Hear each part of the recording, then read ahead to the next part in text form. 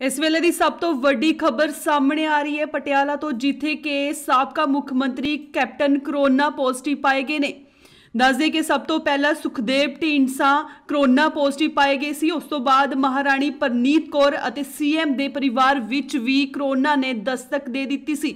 उन्हां दे परिवार दे विच उन्हां दी पत्नी, उन्हां दे बेटा अते नूह कोरोना पॉजिटिव पाए गए सी अते कांग्रेसी विधायक राजा वड़िंग दी रिपोर्ट भी कोरोना पॉजिटिव पाई गई सी।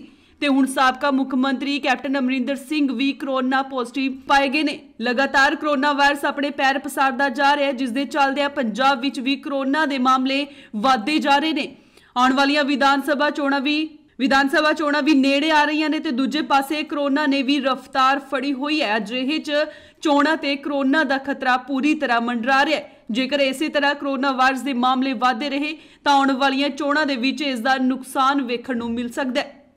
Bureau report, indoors TV, Australia.